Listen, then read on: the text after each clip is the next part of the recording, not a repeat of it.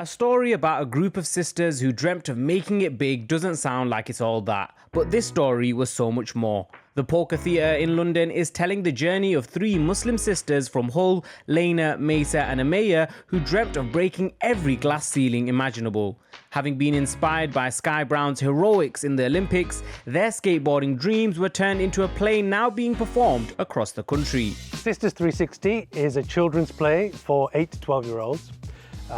It's a comedy played by two actors, and it's about two skateboarding stepsisters who want to win the Chinese Mighty Skateboarding competition. However, their parents decide to separate, and mum moving to London and dad remaining in Bradford, and they have to navigate that disastrous situation and concoct the best plan in the world to try and get them back together and make sure they can compete in this competition. Hey subscribers! I'm Fatima, Goofy Stunts. I'm Salima, regular stance. Hashtag Sisters360. Yo, check this out.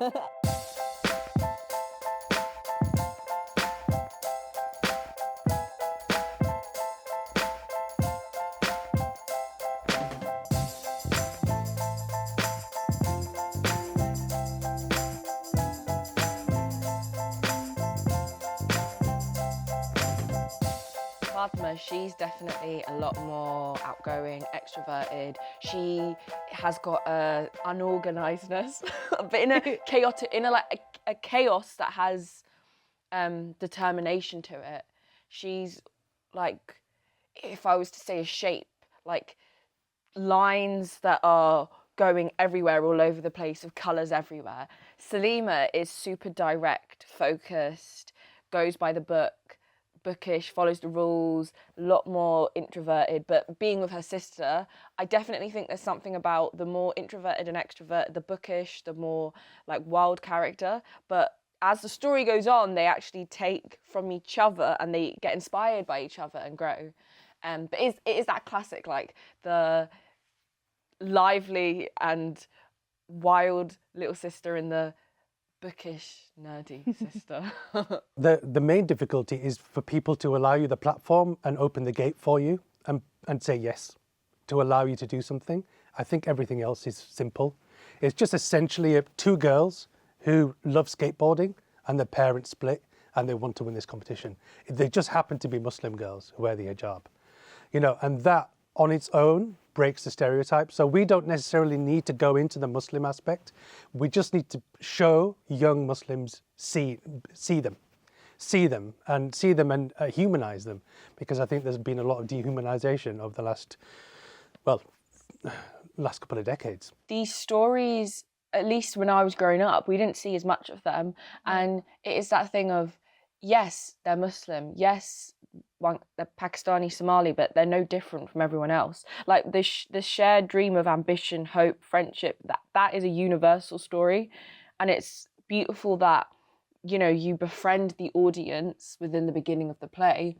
So then they look at these characters and they're like, okay, they're different, but that difference is only really surface level, because everything underneath, we all want and hope for the same things as people in life. It's just amazing to see the pure joy on their faces. It's hard to even describe. It's incredible. Yeah, 100%. It was on one of our first previews, and I was a little girl in the front row, and she was so, every time, like, because we look at the audience and the moments of eye contact, they get so happy. But then it's the lines in language specifically, like the lines in Urdu or in Somali in the play, that they get so, like, you just see them light up, like, oh, I know what that means. Yeah. It's stuff like that, those little moments when they see themselves on stage, that it is so special when you know that you're part of that.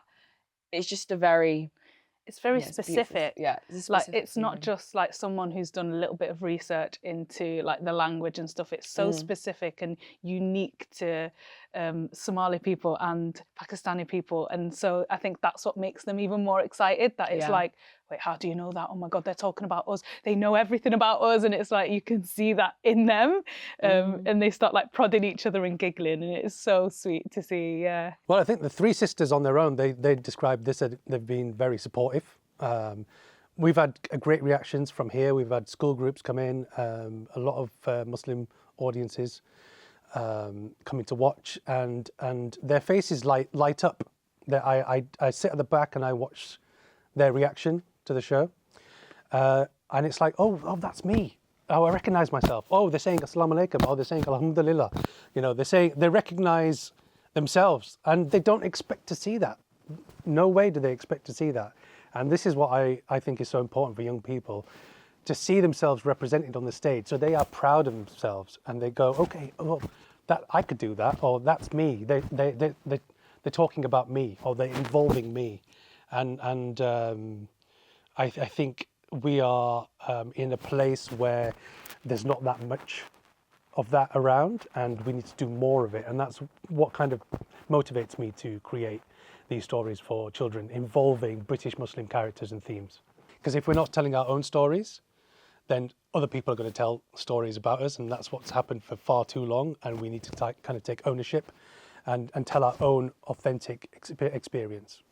It's not every day that stories like this drop into your inbox, and I was just so excited to see that these are two girls who, even though they are Muslim and being Muslim is part of their lives, they are a lot of different things as well. They are skateboarders, they are mischievous, they're very funny, they have so many things under their belt, and I think it's just very representative of Muslims in the world today.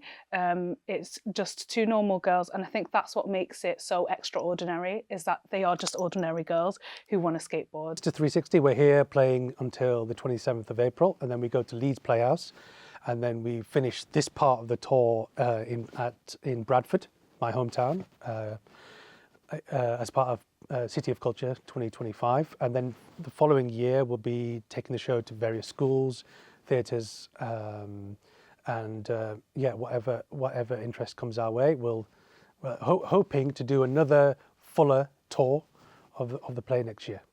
Whilst the characters of Fatima and Salima continue to wow audiences across the UK, there's no doubt that we'll be seeing Layna, Maysa and Amaya on our screens again very soon, perhaps following in their heroes' footsteps and competing in the Olympic Games set to be held under the glamorous lights of LA in 2028.